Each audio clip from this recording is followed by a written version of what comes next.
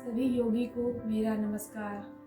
मैं चांदनी कुमारी विन्यासा योगशाला में आपका स्वागत करती हूँ। आज का जो मैं टॉपिक लेके आई हूँ जिससे हम योग अभ्यास के द्वारा ठीक कर सके, उसका नाम है अर्थराइटिस। अर्थराइटिस यानी जॉइंट में पेन। अर्थराइटिस आखिर पहले क्या है ये थोड़ा समझना जरूरी है, तभी उसके इलाज पे हम काम कर सकते हैं। तो सबसे पहले अर्थराइटिस क्या है? अर्थराइटिस मतलब अर्थ प्लस आइटिस, यानी अर्थ मतलब जोड़, आइटिस मतलब दर्द, सूजन, इन्फ्लामेशन। तो जॉइंट के पेन को अर्थराइटिस कहा जाता है। Most common 3 type of arthritis patient India में पाए जाते हैं। पहला है ऑस्टियोआर्थराइटिस, दूसरा है रियोमेटॉइड आर्थराइटिस और तीसरा गाउट यानी गठिया, इसके नाम से हम जानते हैं। ऑस्टियोआर्थराइटिस क्या है? ऑस्टियो मतलब बोन और अर्थराइटिस जॉइंट का पेन। ऑस्टियोआर्थराइटिस जैसे ये 2 बोन है, इसके बीच का जो जॉइंट है, इस दोनों जॉइंट के बीच में एक पतली सी सतह होती है जिसे कार्टिलेज कहा जाता है। ये एक चिकना होता है ग्रीस की तरह। ये कार्टिलेज दोनों जॉइंट के बीच ऐसे रहता है और इससे जॉइंट धीरे धीरे बड़ा आराम से फ्लेक्सिबल होके मूव करता है, इससे कोई प्रॉब्लम नहीं। लेकिन जब ये कार्टिलेज, ये जो परत है, पतली सी सतह है, अगर धीरे धीरे घिस कर खत्म हो जाए, निकल जाए, तो जॉइंट्स डायरेक्ट एक दूसरे के संपर्क में आता है और कार्टिलेज नहीं होने की वजह से दोनों जॉइंट्स आपस में घिसने लगते हैं। इससे क्या होता है, पेन स्टार्ट होने लगता है या बोन ब्रेक होने लगता है और इसमें बहुत तेज झंझनाहट, बहुत तेज पेन होने लगता है। ये इसके बहुत सारे कारण हैं। ऑस्टियोआर्थराइटिस के बहुत कारण हैं। ये जेनेटिक भी है। जेनेटिक में जिसे आपके फैमिली में अगर है तो वो हो सकता है, आपको भी हो। दूसरा हमारा लाइफस्टाइल, हमारा खान पान। तीसरा हमारा जो जहाँ अगर किसी को एक्सीडेंट से कहीं जॉइंट में पेन हो गया हो, दर्द हो रहा हो, तो उससे भी ऑस्टियोआर्थराइटिस हो सकता है। और एक कारण है वजन, ओबेसिटी। वजन के कारण भी ये आर्थराइटिस होने की संभावना है। जो लोग स्मोक ड्रिंक करते हैं उन्हें भी ये प्रॉब्लम हो सकती है। और इसके कुछ और भी छोटे छोटे लक्षण हैं। ये ऑस्टियोआर्थराइटिस अगर आप ध्यान दें तो किसी पेशेंट को एक जगह, किसी एक जॉइंट में ज्यादा पेन होता है। ये फीमेल्स में ज्यादा होती है क्योंकि फीमेल चाइल्ड बर्थ की प्रक्रिया से जाती हैं। फीमेल 40+ जैसे होती हैं तो वीक बॉडी होने लगता है, बोन की डेंसिटी थोड़ा वीक होने लगती है, तो फीमेल में ऑस्टियोआर्थराइटिस होने की संभावना ज़्यादा है। दूसरा है रियोमेटॉइड आर्थराइटिस। रियोमेटॉइड आर्थराइटिस में जॉइंट्स के बीच में एक फ्लूइड होता है, साइनोवियल फ्लूइड। ये फ्लूइड जो अगर धीरे धीरे सूख जाए, तो ये फ्लूइड अगर सूखा तो कार्टिलेज को अफेक्ट करता है और फिर कार्टिलेज अफेक्ट होता है तो जॉइंट्स को अफेक्ट करता है। और हमारे ऑटो इम्यून सिस्टम, मतलब ऑटो इम्यून सिस्टम में क्या होता है, हमारा खुद का इम्यून सिस्टम जो है हमारे हेल्दी ऑर्गेन्स को अफेक्ट करता है। और हेल्दी ऑर्गेन्स में हमारा लंग्स, हार्ट, आँखों का मसल्स, ये सारे अफेक्टेड होने लगते हैं धीरे धीरे। इसमें पेन स्टार्ट जो होता है पहले छोटे बोन्स में होता है, फिर धीरे धीरे बड़े बोन्स में होना स्टार्ट हो जाता है।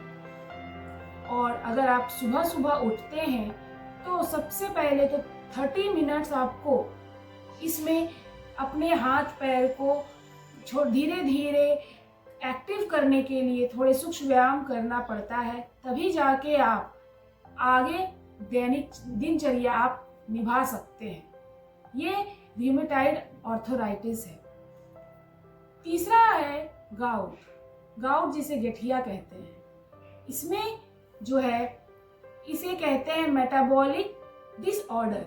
इसमें क्या होता है कि यूरिक एसिड ज़्यादा मात्रा में सीक्रेट करने लगता है। हम सबके बॉडी में यूरिक एसिड होता है, लेकिन जब ये ज़्यादा होने लगे तो ये हमारे जॉइंट्स में ज़्यादा मात्रा में जमने लगता है। यूरिक एसिड के क्रिस्टल्स जॉइंट्स में चिपकने लगते हैं और वो जॉइंट को कड़ा कर देता है और इसके जॉइंट्स के शेप को बिगाड़ देता है। इससे एक्सट्रीम लेवल का पेन होता है। दूसरे आर्थराइटिस और गाउट में ये अंतर है कि इसमें बर्निंग सेंसेशन सबसे ज़्यादा होता है। इतना बर्न, इतना जलन होता है कि वो एरिया में स्वेलिंग, वो एरिया एकदम लाल, और वो एरिया में बहुत ज़्यादा पेन होता है एक्सट्रीम लेवल का। और ये जो गाउट होता है ये रात में ज़्यादा स्टार्ट होता है। रात में इस गाउट के दर्द ज़्यादा इफेक्टिव होते हैं। गाउट होने का एक लक्षण यह है कि यह स्टार्ट जब शुरू होता है तो ये हमारे पैर के बड़े अंगूठे से गाउट स्टार्ट होते हैं। ये गाउट होने का लक्षण है। तो अगर पैर में बड़े अंगूठे के पास अगर आपको पेन हो रहा है, स्वेलिंग हो रहा है, लाल दिख रहा है, इसका मतलब आपको गाउट का शिकायत है, गठिया का शिकायत है। और गाउट ज़्यादातर मेल में होता है, मर्दों में होता है, या फीमेल में इसकी मात्रा कम है। तो ये है आर्थराइटिस क्या है, इसके क्या प्रकार हैं। अब आपको मैं बताना चाहूँगी कि छोटे छोटे हम अपने जो दैनिक लाइफ में छोटे छोटे लाइफस्टाइल अगर सुधारते हैं, अपने खाने पीने पे ध्यान देते हैं, तो कुछ हद तक हम इसमें काबू कर सकते हैं। क्योंकि अभी तक मेडिकल में भी प्रॉपर वे में जो बीमारी है उसका इलाज नहीं अभी तक आया है। तो इसे हमें थोड़ा अगर खान पान पे ध्यान दिया जाए तो ऑयली खाना, प्रोसेस्ड फूड जो होते हैं वो, या मीठा, ये सब चीज़ थोड़ा कम, खट्टा चीज़ कम खाना चाहिए। इससे आर्थराइटिस का शिकायत ज़्यादा होता है। जैसे चाट, दही, ये सब नहीं खाएं। खाने में हमें हमेशा fresh juice, fresh fruit, nuts पे ध्यान दें, नट्स खाएं। उसमें ओमेगा 3 होता है जो हमारे जॉइंट्स के लिए बहुत अच्छा है। ग्रीन वेजीज खाएं।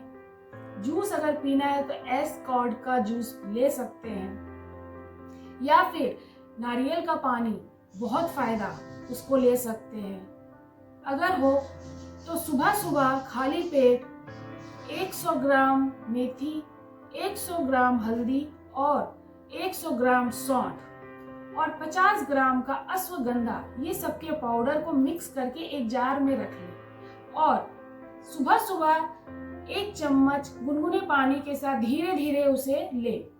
आपको आर्थराइटिस में बहुत आराम मिलेगा। खाली पेट हो सके तो 2 से 3 लहसुन की कलियां चबा चबा कर खाली पेट अगर खाते हैं तो ये आर्थराइटिस में बहुत आराम, ये कोलेस्ट्रॉल में भी आराम कर देता है। लहसुन जो होता है एक तरह का ब्लड थिनर का काम करता है। हमारे अंदर ब्लड जो है थिक होने लगते हैं, उसमें फैट जमने लगते हैं, तो ये ब्लड को पतला करता है और ब्लड का फ्लो पूरे बॉडी में प्रॉपर होने लगता है, जॉइंट्स में प्रॉपर होने लगता है। तो सुबह सुबह लहसुन की कलियां खाएं। ये सब छोटे छोटे आयुर्वेदा के टिप्स अपनाएं। दूसरी बात ये कर ले कुछ प्राणायाम। प्राणायाम में हमें, आप अगर चाहें तो मूर्छा प्राणायाम करें। मूर्छा प्राणायाम एक ऐसा प्राणायाम जिससे वात प्रवृत्ति के जो आयुर्वेद में हम लोग 3 दोष से हैं ग्रसित रहते हैं, वात दोष, पित्त दोष और कफ दोष। तो आर्थराइटिस वात दोष के व्यक्तियों को ज़्यादा प्रभावित करता है। तो वात दोष में हमें जो है थोड़े से प्राणायाम, मूर्छा प्राणायाम के बारे में मैं आपको बताती हूँ।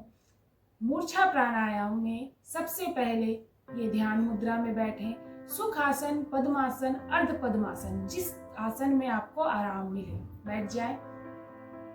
धीरे धीरे अपने चेहरे को छत की ओर आंखें बंद, डीप ब्रीथ।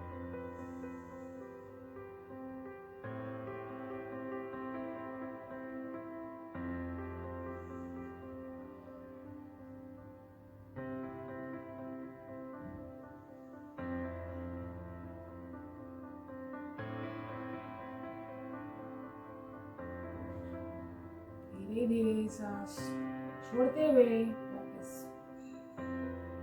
ये बिगनर्स के लिए है।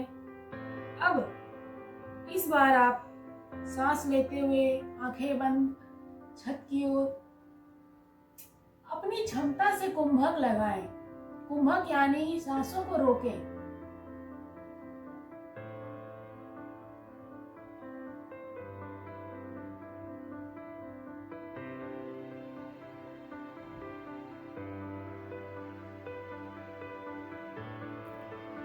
सांसों को छोड़ते हुए वापस। मूर्छा प्राणायाम, ये बहुत इफेक्टिव है। अगर आप ट्राई करें और 5 बार, कम से कम 5 बार प्रतिदिन अगर नियमित रूप से करेंगे तो वात दोष में, अर्थराइटिस में आराम मिलेगा। एक और प्राणायाम है, उसका नाम है सूर्य भेदी प्राणायाम। ये ज़्यादातर सर्दियों के दिनों में करना चाहिए। इससे हमारे शरीर में गर्माहट आती है। हमारे जॉइंट्स में गर्माहट अगर आएगी तो हमारे जॉइंट्स एक्टिव होने लगेंगे। आपको पता होना चाहिए, सर्दियों में जॉइंट्स अकड़े रहते हैं, तो उसे गर्माहट देने के लिए हम सूर्य भेदी प्राणायाम करते हैं। इसे करने का अपने सूर्य नाड़ी को एक्टिव करेंगे और सूर्य नाड़ी यानी दाहिने नासिका से श्वासों को लेंगे। जितना चाहे ले सकते हैं। कुंभक लगाएं, होल्ड करें अपनी क्षमता से और फिर बाएं से धीरे से निकाल दें। फिर से दाएं से ही लेंगे, कुंभक लगाएंगे और बाएं नासिका से इसे, चंद्र नाड़ी से इसे वापस छोड़ देंगे। सन्मुखी मुद्रा,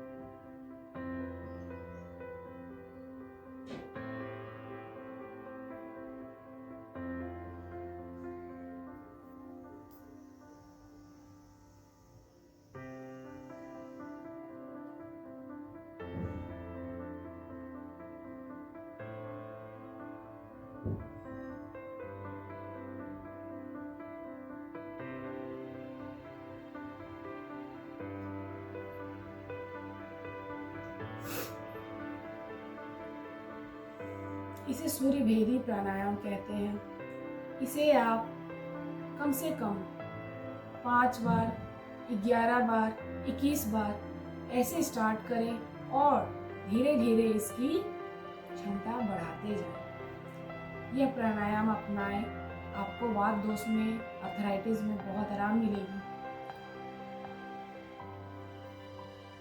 कुछ आसन ऐसे हैं जो अर्थराइटिस पेशेंट के लिए बहुत लाभदायक है। आइए हम लोग उसे करते हैं। तो सबसे पहले गला से करेंगे, ग्रीवा शक्ति विकासा करेंगे।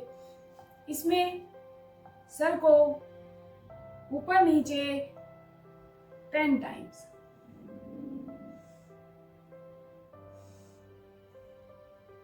आराम से धीरे धीरे करें। फिर दायां बाएं,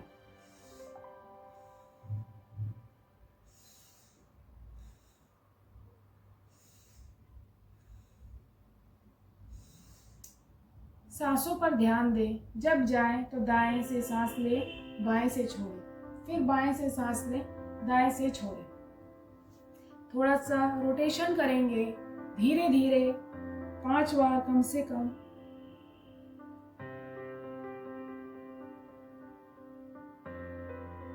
अपोजिट,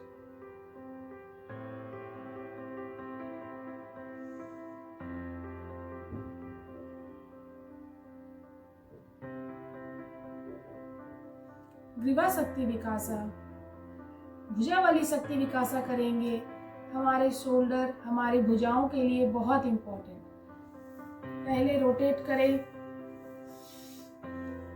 8 से 10 बार करें। धीरे धीरे अपनी क्षमता बढ़ाएं।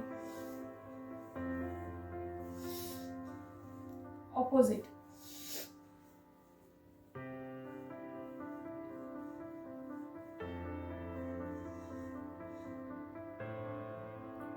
शोल्डर को हमेशा खींचे, जॉइंट्स में आराम मिलेगा।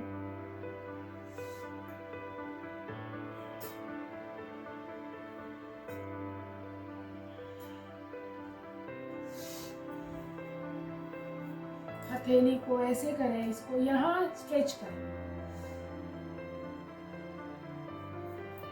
इसी तरह दूसरे हाथों से।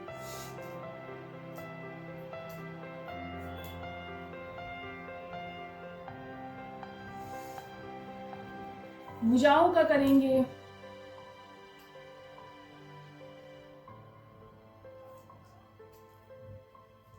इसका असर एल्बो में मिलेगा आपको। हथेलियों का करें, छोटे छोटे जॉइंट्स को एक्टिव करें।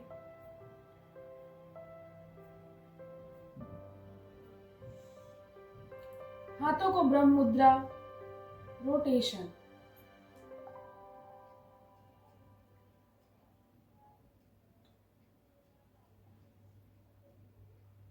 ऑपोजिट।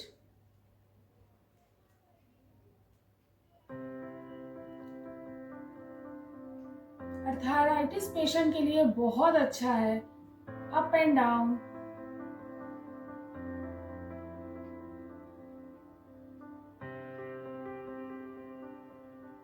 हथेली को ओपन करें।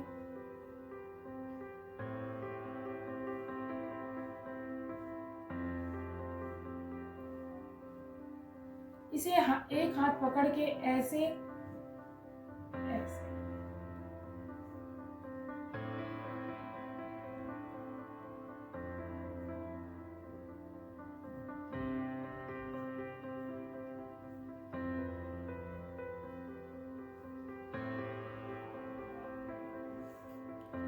थोड़ा सा चेस्ट ओपन करेंगे, स्पाइन को स्ट्रेट करते हुए,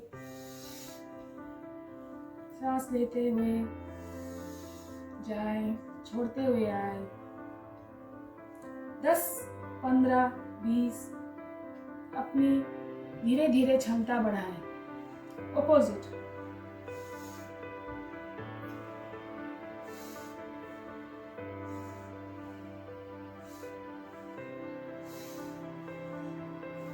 पूरा हमारा फेफड़ा ओपन होना चाहिए, जिससे ब्रीदिंग पूरी तरह से आपके अंदर तक डीप ब्रीद आप कर सकें। धीरे धीरे दंड आसन में बैठेंगे। ये दंड आसन में, इसमें हमें अपने पैरों के पंजे को up and down, full stretch,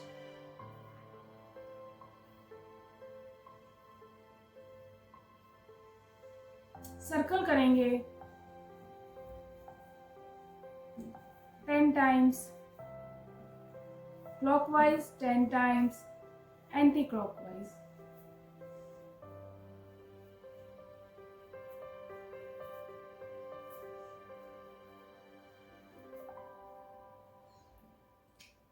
पैरों की उंगलियों को फोल्ड करते हुए होल्ड करें। छोटे छोटे नस नाड़ी एक्टिव होंगे। कम से कम 10 काउंट कर लें।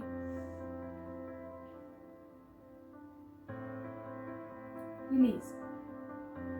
फिर से होल्ड करें, फिर 10 काउंट करें, फिर रिलीज। धीरे धीरे 10 से 15, 15 से 20 अपनी क्षमता बढ़ाएं। पैर को थोड़ा ओपन करें, कोशिश करें ये दोनों अंगूठे को टच करें। Hold 10 count, release. फिर से होल्ड 10 काउंट, रिलीज, रिलीज। इसका 2 से 3 सेट करें, बहुत आराम मिलता है इससे। घुटनों के लिए करना है। सबसे पहले तो पूरे बॉडी को, पैर को ब्लड का फ्लो, सर्कुलेशन हो।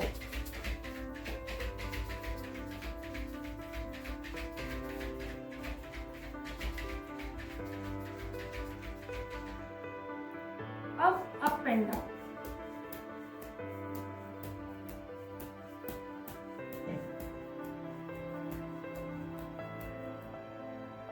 होल्ड। अब हम करेंगे, पैर को पकड़ेंगे, ये ऐसे करके हमें पकड़ना है। जॉइंट्स को छोड़ दें, घुटना स्ट्रेट, जितना धीरे धीरे छोड़ दें, रखेंगे। दूसरे पैर का स्ट्रेचिंग करेंगे।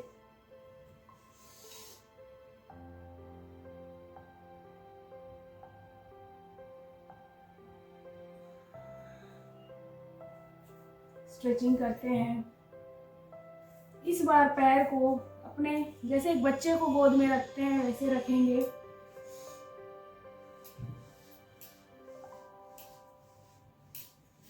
ये हिप ओपनिंग, हमारे पेल्विक बोन ओपन होते हैं, हिप में आराम मिलता है। 10-20 जितना हो सके करें।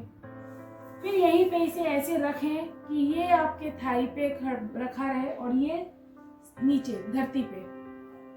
Up down, up down, up down, up down, up down.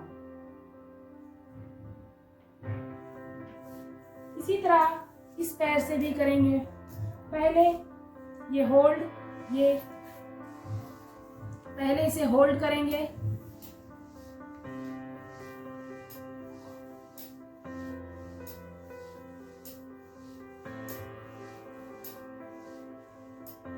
फिर इसे अपने थाइस पर पैर को रखेंगे और घुटने को कोशिश करेंगे धरती पे लगाने की। फिर इसको हाथों से ले, up down, up down, up down, up down, up down. धरती में जितना हो सटाए। धीरे धीरे नॉर्मल पोजीशन में आ जाए। ये नॉर्मल पोजीशन में, इसे दंड आसन कहते हैं। हमेशा स्पाइन स्ट्रेट रखेंगे। बद्धकोण आसन में आएंगे। ये है बद्धकोण आसन। यहाँ पे होल्ड करें, अपनी क्षमता से रुके, स्पाइन को स्ट्रेट करें। 10 सेकेंड, 20 सेकेंड होल्ड करें। फिर ये तितली आसन, ये हमारा हिप ओपनिंग करता है, पेल्विक बोन ओपन करता है, आपके घुटने में मजबूती लाता है, आपके एंकल रीजन में मजबूती लाता है।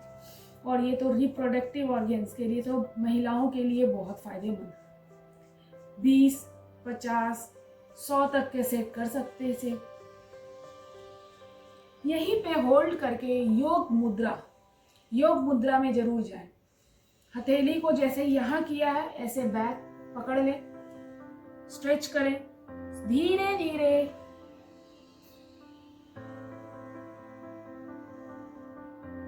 होल्ड,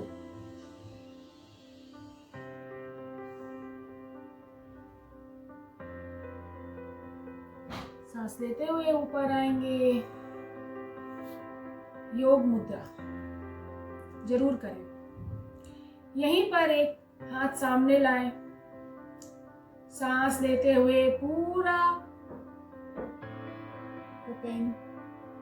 यहां सांसों को रोकें।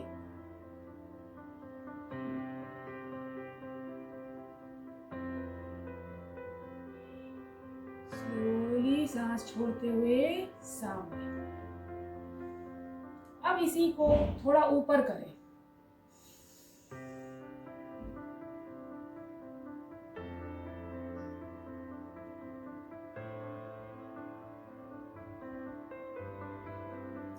स्लोली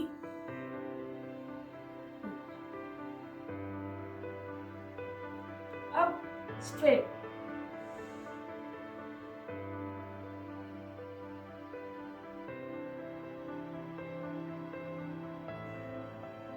सांस छोड़ते हुए सामने। रिलैक्स। स्पाइन, हमारा जो मेरुदंड है, जो हमारी पीठ की रीढ़ की हड्डी है, वहाँ पर जॉइंट्स में पेन, साइटिका वालों लोग के लिए भी बहुत आरामदायक, सर्वाइकल स्पॉन्डिलाइटिस वाले लोग के लिए आरामदायक, हर एक जॉइंट पे वर्क होता है। अगर आप इसे अपनी क्षमता से और पूरी फीलिंग के साथ अगर करते हैं तो इसका इफेक्ट ज़्यादा होता है। सांसों का तो पूरी तरह से ध्यान दें। जब सर ऊपर करें, श्वास लें, होल्ड करें अपनी क्षमता से, फिर छोड़ते हुए नीचे देखें। एक स्थित कोण आसन जरूर करें। स्थित कोण आसन में पैर को जितना ज्यादा आप फैला सकते हैं फैलाएंगे। अपने सर को घुटने के पास,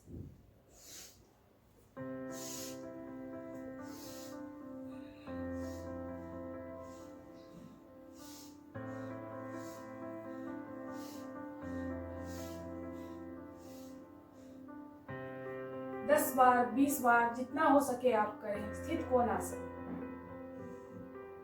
फिर यहीं पे चक्की आसन करेंगे।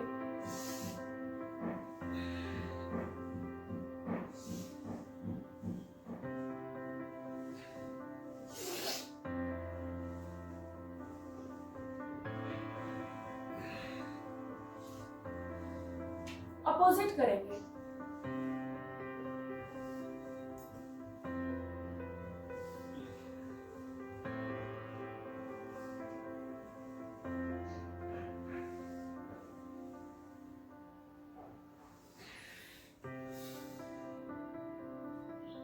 लेट के साइकिलिंग करें।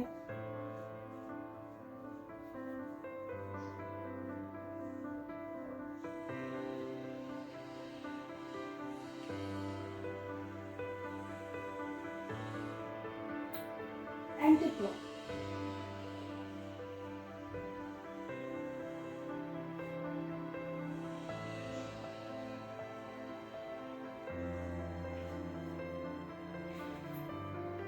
One,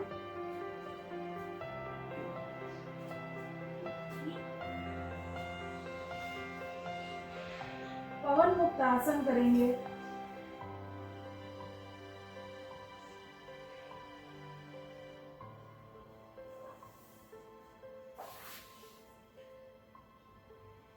पवन मुक्त आसन का वेरिएशन।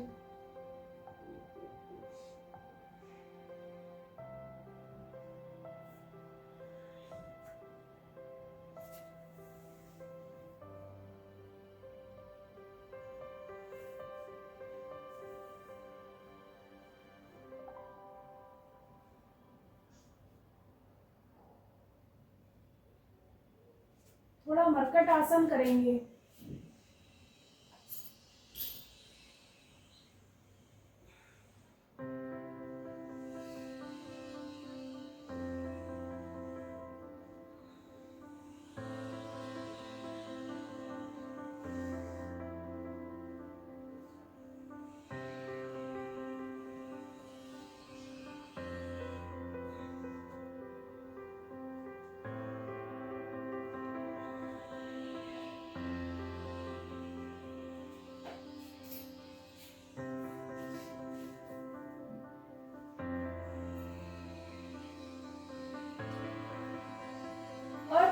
हल आसन करेंगे।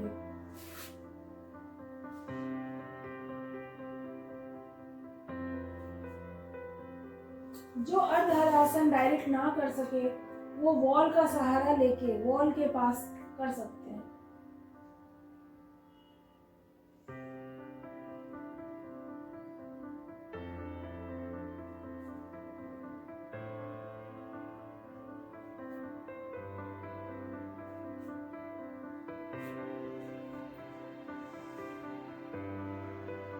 शवासन।